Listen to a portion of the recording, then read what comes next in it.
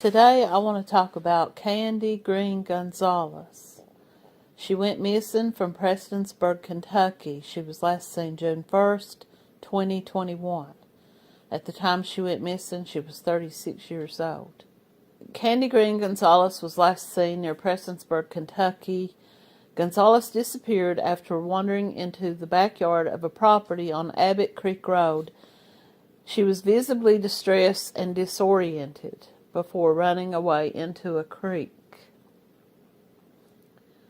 I'm getting this from disappearedblog.com.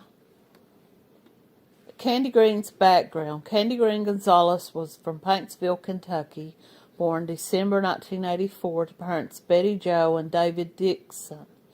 In 2009, Gonzalez graduated from Lexington Healing Arts Academy in Lexington, Kentucky, with a therapeutic massage and bodywork certification. In 2011, she graduated from Spencerian College with a Bachelor of Science in Kinesiology. At the time of her disappearance, she was self-employed as a licensed massage therapist. She lived with her boyfriend of 2 years, Jeff Blackburn, in a house in Prestonsburg, Kentucky. She has a 5-year-old son who she shared custody with her ex-husband. On the afternoon of June 1st, 2021, Gonzalez was thrown out of the house by her boyfriend of 2 years, from the house that they shared together. She subsequently wandered into the backyard of a property on Abbott Creek Road, less than a mile from her home. She was recorded by someone on the property pleading for help and asking people to call her mother. She was visibly distressed and disoriented. The calls made to her mother's phone went directly to voicemail. Gonzalez walked back and forth before eventually running through the backyard and into the creek. Gonzalez never returned home and has never been seen or heard from again. She disappeared without any personal belongings. She did not have a cell phone. She was wearing only a one-piece romper and sandals. On June 2nd, 2021, her family filed a missing person report with the Kentucky State Police when they could not contact her. Her shoes were found by family members in a nearby creek after her disappearance. Authorities conducted searches in the creek where she was last seen, using helicopters, drones, tracking, and cadaver dogs. But no signs of her were ever seen or found. Police found no evidence. They found no motive and no foul play in her disappearance. The case is ongoing, but there's currently no promising leads. A $10,000 reward is being offered by her family for information leading to her whereabouts. The circumstances of her disappearance remain unclear.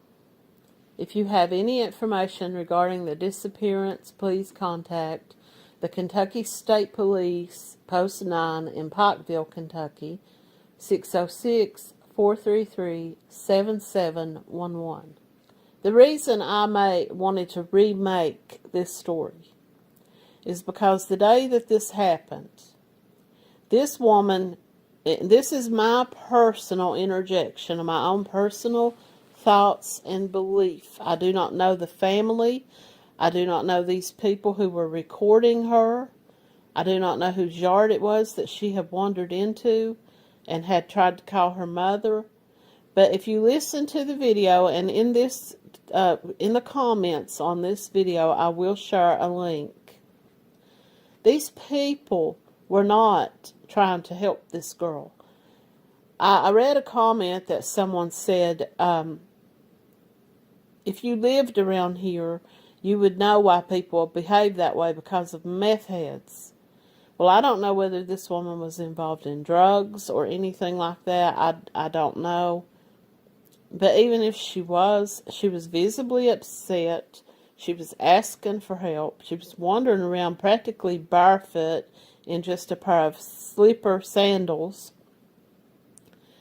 She was, that I could see, she was of no threat to anybody. She was not armed. She had no, she was not threatening. She was not running through the yard grabbing things or acting as though she was there to be violent or trying to steal anything. You could hear her in the video asking, "Will you please call my mom?" She was desperately wanting help. She knew, and this is my own personal thoughts on this. Now, I can't confirm this, but I believe she knew that someone was around somewhere and that they would eventually find her. This is the reason she ran into the creek.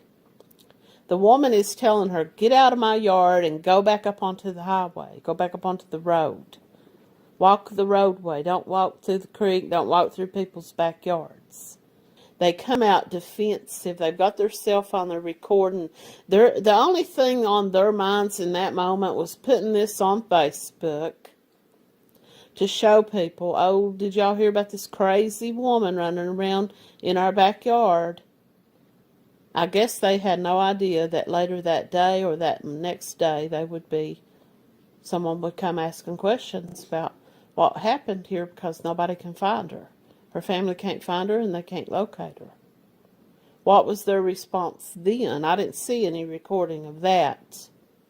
And it did upset me, and it does upset me. And my response back to this person was that I do live in this area, and I understand that there is a drug issue, and I understand that people want to be protective of their homes, but this girl was not. It was not 2 o'clock in the morning. She wasn't banging on windows. This was in the afternoon in broad daylight. She was asking them to help. She was asking them to call her mom, regardless of whether she was under the influence of something or just under the influence of fear, adrenaline, whatever it could have been. And that Floyd County, for 6 months, Betty Dixon has been anxiously waiting for a phone call where her daughter Kandi Gonzalez is on the other end of the line. "It's devastating," said Dixon, "not just for me as her mom, but her whole family and her son." Dixon says her grandson has really struggled without his mom. He's always asking about her and when she's coming home. You know what's really sad with the holidays? Now, this was dated December 3rd, 2021. With the holidays coming up and Christmas almost here, you have a little kid who just wants the excitement of Christmas and Santa Claus.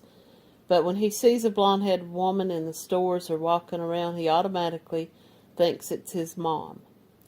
They've held searches, hung flowers, all in hopes of finding answers. Nobody, unless you've been in this situation, understands the grief of a mother with a missing child. Through the sleepless nights and days of wondering what happened to her daughter, Betty says she is holding on to her faith that Kandi is taken care of. Really, the only way that I would keep going is to put my trust in God. He is my strength right now. The boyfriend, now this is from the website Social Media Links, Missing Persons Cases. The boyfriend, a missing Kentucky woman, is a no-show for a polygraph. Kandi Gonzalez has been missing since June of 2021. We learned today that her boyfriend, Jeff Blackburn, has skipped out on his scheduled polygraph with the local sheriff. Here is what her family stated in a group dedicated to her. I would like to let everyone know that Jeff was scheduled to take a lie detector test Tuesday that he agreed to take weeks ago, but he did not show up. The investigator went to his house 6 times and he would not come to the door. He called later and told them he was at his mother's. He was asked if he would just come on in and get it done, and he said, "I'm not going to take one now because everybody already thinks that I did something." It's just too strange of a coincidence that they got into some argument that day, that she was kicked out or thrown out or however it came about. And then she ends up running through the yards trying to flee away from something to never be seen again. I would also like to point out that he told one of the family members he didn't want to help search for her because He was scared someone might do something to him. Personally, if anyone I loved was missing, I would have walked right up to whoever and said, let's get this out of the way so I can go find this woman. If I got beat up by someone, then at least they could not say that I didn't care and that I was out there helping to search. But after receiving texts Kandi had sent to a couple of friends about him being abusive to her, how can you blame the family for feeling that way? You know, that she, in the I don't know if it was days or weeks leading up to her going missing, that she had let people in the family know that he had been abusive to her.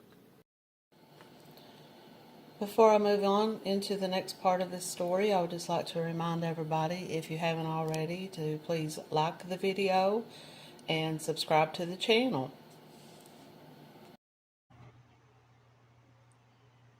So Kandi Gonzalez was involved in a relationship for around 2 years with Jeff Blackburn.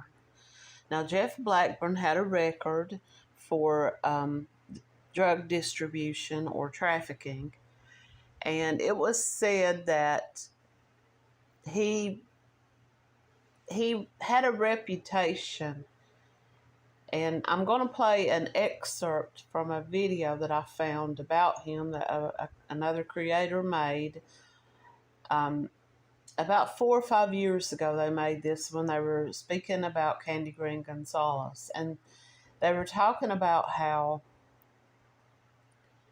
another woman who was in a relationship with Jeff Blackburn had contacted some friends of hers and let them know that they had had this violent altercation at his house. He wasn't letting her leave, and she wanted someone to come and help her. So her friends start out to Jeff's home.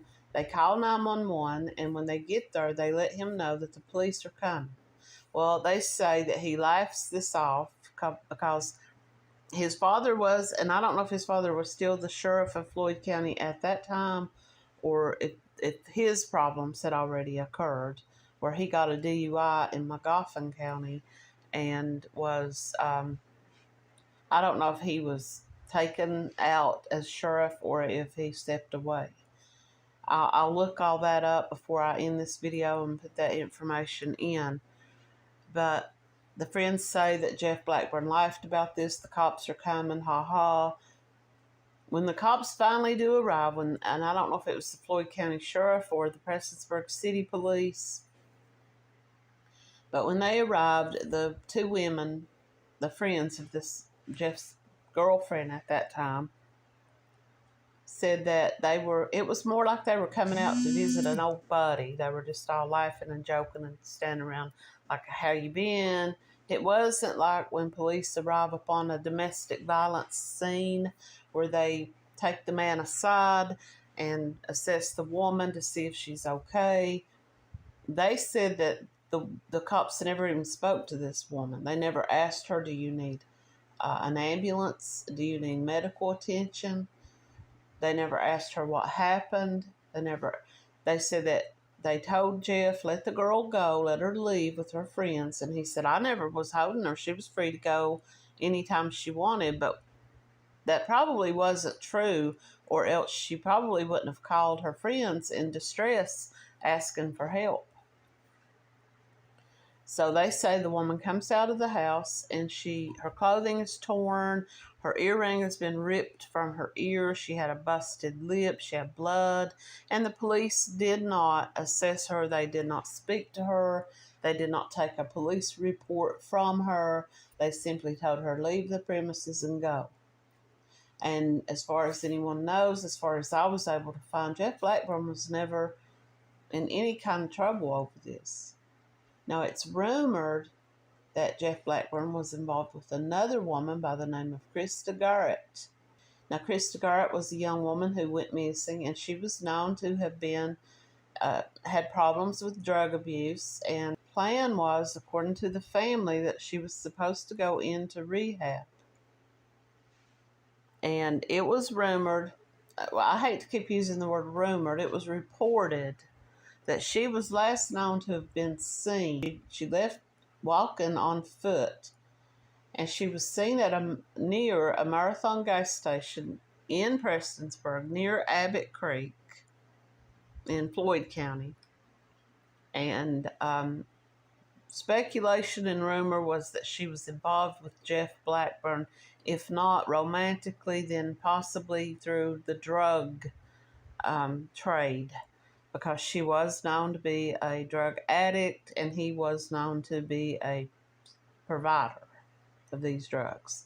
So some people speculate that when she went missing, that he may have also have been involved in that.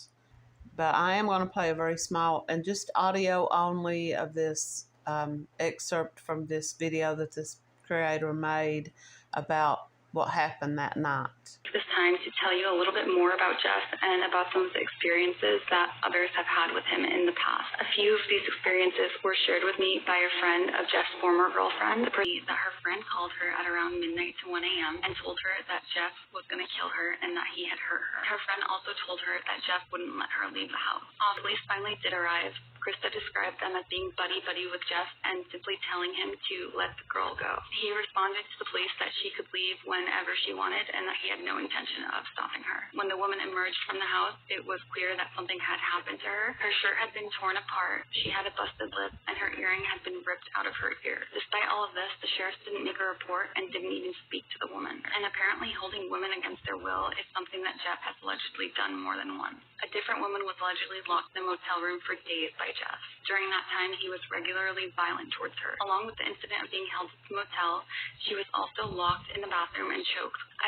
Jeff's name has been recently connected to another missing woman, Krista Garrett. Krista was last seen in August of 2019, but she was heard from in October of 2019 by telephone. After speaking to her family, I learned that Krista called from a church to let her family know that she was going to a rehabilitation center. However, after months went by without contact and her kids' birthdays and holidays went by, they became worried. They knew that Krista wouldn't go this long without making some sort of contact, so they checked the rehab centers and they weren't able to verify that she had ever checked into any center. After this, Krista was reported missing in March of 2020. The reason that Jeff's name is being brought up into Krista's disappearance is because Jeff and Krista allegedly knew each other before she disappeared. Jeff hasn't confirmed it from as far that I know. Jeff and Krista's possible connection has just come to light, so her family is still trying to verify it and trying to speak to people who knew Krista, but it seems like it is legitimate. However, if Jeff and Krista knew each other, it's incredibly concerning that another woman in Jeff's circle has gone missing. Just from what I've gathered, many of Jeff's serious offenses, if not all of them, have gone unpunished. Again, this might be because of who his father is and who they know. The reason I mention these occurrences now is because Kandi was kicked out by him, and now we know that she was traced back towards her home. Is it possible that Kandi was acting strangely because she was terrified and running for her life? Some people speculate that she may have went back to Jeff's home, the home that she shared with Jeff, because she didn't have her cell phone. She was wearing a pair of slip-on sandal-type shoes. Those shoes were later found in that creek. Some people believe maybe possibly Jeff was out driving up and down the road looking for her and encountered her and said, "Get back in the car." And he may have even have dragged her in the car. Maybe she thought, he's calmed down a little bit, I'll go back, I'll get my phone, I'll get my proper pair of shoes on, a bag of clothing to take with me, and I'll try to get out of here. Many people wondered why the Floyd County Sheriff's Office and the Prestonsburg City Police and even possibly the Kentucky State Police were not conducting searches early on. The family was the ones putting up flyers. They were the ones going out on foot looking for this young woman. 2 weeks went by, and I'm not saying that they didn't conduct any kind of search for her, but it was about 2 weeks before they conducted an official public search. There were people taking out dogs, both, dogs looking for clues and cadaver dogs. There were helicopters. There were drones. There were people on ATVs. There were people on foot. And they searched for her and they searched for her and they found no traces of her. Now, a couple of years go by and some loggers find her remains. And is it possible that she was left somewhere else until all this searching died down and nobody was looking for her, and then she was taken there? This is one reason why a lot of people believe that this search was not as expedited, maybe. Some people believe this, that because his father used to be the sheriff of Floyd County. Jeff Blackburn's father, John K. Blackburn, served as the former sheriff of Floyd County, where all this took place. He was also the president of Kentucky Sheriff Association until 2013. Could his ties to law enforcement explain the slow response to her disappearance? This man, and this doesn't have anything to do with this directly that I know of, but he had been arrested himself while he was sheriff for DUI. The family was out searching while the state police and the sheriff's office did nothing. All law enforcement knows that the first 48 hours is the most crucial time, not to wait 80 hours or weeks even to start searching for her. There's just a lot of people on here commenting about what they think. Being local to the area and knowing the history of the ex-sheriff and his family, I would almost guarantee that Jeff is the reason Kandi hasn't been found. And to take it a step farther, Jeff's dad, John K. Blackburn, is using his police background and all the corruption that is rampant in that area to cover it all up. Now, I'll just say this before I go on. I don't know a whole lot about the Floyd County Sheriff's Office now. It may be true that they did help to cover things up when this guy was in office, because, like I said, he was arrested for DUI while he was sheriff. That's not any, I don't want to say that's no big deal, but that's not unheard of, because sheriff, officers are humans and they do things and they break the law and they should be held accountable.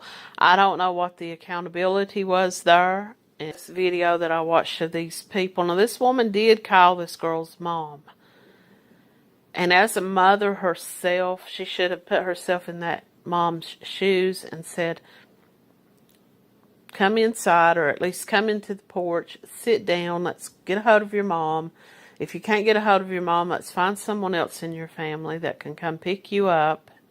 You can see and you can hear in their tone and the way they're behaving that to them this was all just some kind of funny. The woman herself appeared to be angry that this woman dared to venture into her backyard. The boys, or the young men in the video, seemed to find it funny and taunting, and it's sad to think that had they just acted a little differently, and I don't know how they feel right now. I don't know if they carry around any kind of if it upsets them or if they don't care. I don't know, but I hope that they think about that if they ever find themselves in a position where they would have to, how they just reacted to some stranger. They acted as though she was some alien that had landed a spaceship in the backyard. They acted as though they had never laid eyes on a stranger or someone that they couldn't believe some girl was walking around in their yard. It was like it was like she had invaded a country or something, the way that they behaved, without just going up to her and saying, listen, I don't know what's going on with you, but let's find out and let's try to get you some help. And, if she was doing something wrong and if she was a danger of some kind, the police would have taken care of that. But that's my personal opinion about that. Now, after I made that video, there has been some follow-ups.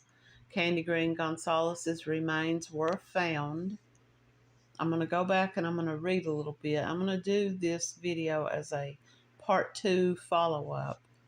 So here's what I can say about this. This is from WYMT. This was posted in June of 2023. This was 2 years after Kandi Green Gonzalez went missing. Prestonsburg, Kentucky. After a 2-year search, remains found in Floyd County were confirmed to belong to Kandi Green Gonzalez. She was last seen June 1st, 2021, and was reported missing the next day. On June 28th, this was 2023, her family was notified that the remains had been found, and they were sent to Frankfurt for DNA testing. Kentucky State Police said the remains were actually found on April the 27th, 2022, and the cause of death was unknown. She was spotted in the backyard of a home on Abbott Creek, and the people who recorded an interaction where she was wandering around in the property, and they were asking her, she was asking them to call her mother. They called her mother, and they got her mother's voicemail, and they left a message for her mother. She said, "Your daughter is here, and she says that you are her mother, and she wants me to tell you that her boyfriend threw her out." In the background, her mother says she could hear Kandi's voice saying, "Mom, Mom, Mom." Now that voicemail and a collection of videos is all her mother, Betty Dixon, had to piece together the interaction in the yard. Now maybe later when it came out in the newspapers and everything that this girl went missing, they were like, "Oh, wait a second now." Because maybe somebody might have actually pointed a finger at one of them. Because they knew where she went. They knew when she left that yard, she went in a path down toward the creek. So who's to say? And I don't know if they were ever investigated. Her mother says there were some people in a pickup truck, apparently young men, and they were taunting her. So she didn't know what to do. She was probably already frightened and scared that her boyfriend had run her out of the house. So now she's got these other guys taunting her. According to the family, local law enforcement had provided a little bit of aid. 2 weeks following her disappearance, the Floyd County Sheriff's Department finally announced that they would help search for her. Now, I want to go back one more time to Amber Spradlin, and I want to say that if you watch my videos, or whether you just type in Amber Spradlin, you'll find a whole world of videos and stories about her case, if you haven't heard about it.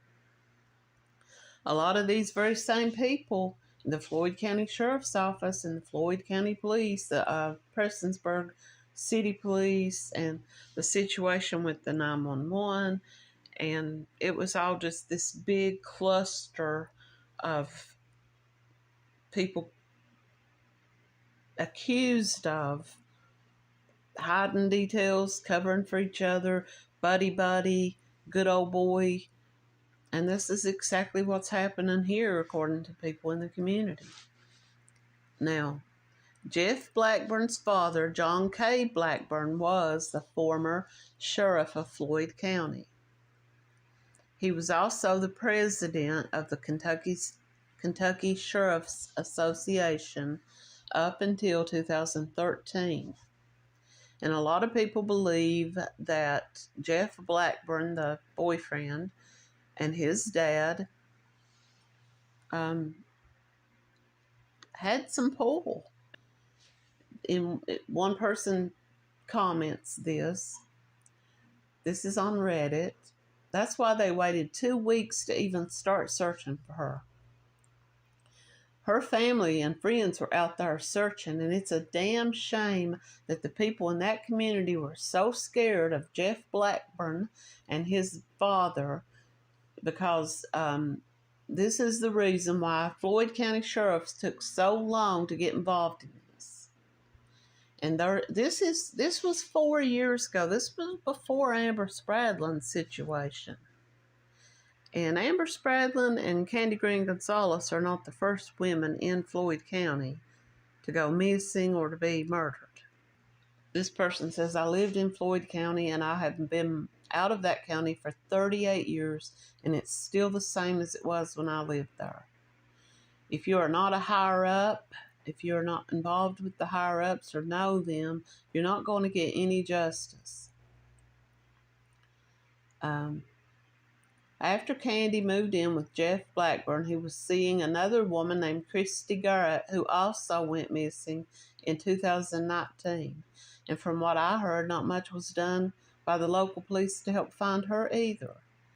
Check with any law enforcement in eastern Kentucky and ask them why the Blackburn's name was getting so much special treatment. And this is just one person's comment that lived there and knew the community really well. Now this is from 2013. Here's the story. Floyd County Sheriff John K. Blackburn was arrested in Powell County. This was in July of 2013. Powell County jailer confirmed that Blackburn was released from the jail on a $2,500 bond. A few days after an eastern Kentucky sheriff was charged with drunk driving, his son was also charged with public intoxication.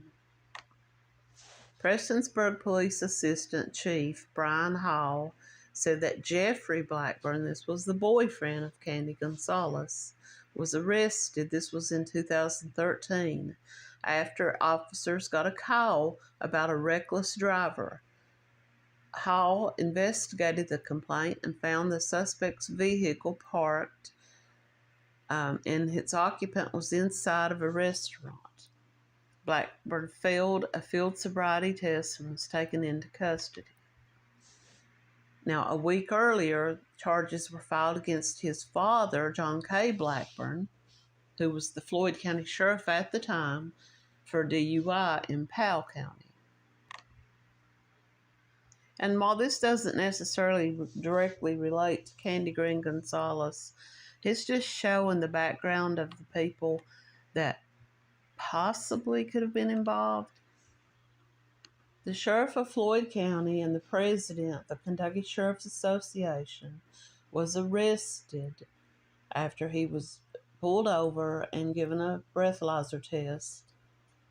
And he had a reading of .202, which is far above the .08 allowed in Kentucky. A deputy with the Powell County Sheriff's Department responded to the call of an erratic driver. He said that he saw the vehicle Blackburn was driving swerve back and forth across the center line a number of times. He almost drove off the road. After denying several times that he had been drinking, Blackburn finally admitted he had been drinking at a casino. He was booked in the Powell County Detention Center, and he was released shortly later that night on a $2,500 surety bond. Now, once again, this takes us to when her remains were found. Remains of Kandi Green Gonzalez found, and they have been identified according to the Floyd County coroner, Greg Nelson. The discovery came after some loggers found a bone on April the 27th, 2022, near the left fork of Abbott. Now, this is just across the mountain from where Kandi Green Gonzalez was last seen. They continued to... Now, let me ask you something. This is just across the mountain from where she was last seen. And volunteers and people with the Sheriff's Department and others were conducting searches of this area, but they didn't find any of this. Attempts to determine her cause of death have been inconclusive. Authorities conducted searches in the creek area using helicopters, drones, and tracking dogs, but they found no signs of her whereabouts. See, this is something that brings me back to what I was saying a minute ago about, but in the weeks leading up or directly after her disappearance, people were out there searching helicopters, drones, dogs, people on foot, people on four-wheelers. but they found no signs of her. So I know this video turned out to be a lot longer than I had planned, but I wanted to touch on as many details as I could. And so far I have talked about Kandi Green and how her life before she went missing and what happened on her very last day that we know of, the very last time that we know of her being seen in the Abbott Creek area.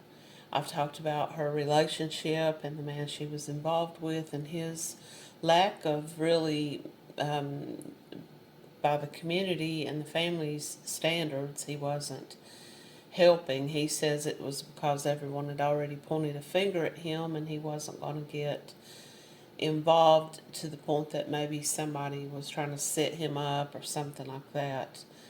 I talked about his and his dad's legal problems and their ties to local law enforcement, and how it seems that the community felt that both of them always got a pass, and that Jeff Blackburn, the boyfriend of Kandi Green, Gonzalez, it seemed like the community felt like that he got a pass on his crimes, that he was violent toward women, that he was known to hold women against their will. Could that have been what happened to Kandi Green Gonzalez? Did she return to the house that day and maybe he held her against her will for a while? We know that the local areas were searched. The family didn't feel like they got much help from local law enforcement, and they just felt like that they were having to go out and do everything on their own with the help of volunteers. And it was 2 weeks before areas were searched by local law enforcement. And then her remains were found in an area that I assume had been searched, or maybe that area hadn't been searched, but either way, the coroner determined, the medical examiner determined that they couldn't determine a cause of death because of the decomposition of the remains. So they don't know if this was a murder or if she died from some natural. She could have been snake bit. She was out there running around through the woods, barefoot. Her shoes had been found in the creek where she was last seen. Either way, this case is still unsolved. I don't know if anybody's actually working on trying to solve it or if they've just determined this to be an unknown death.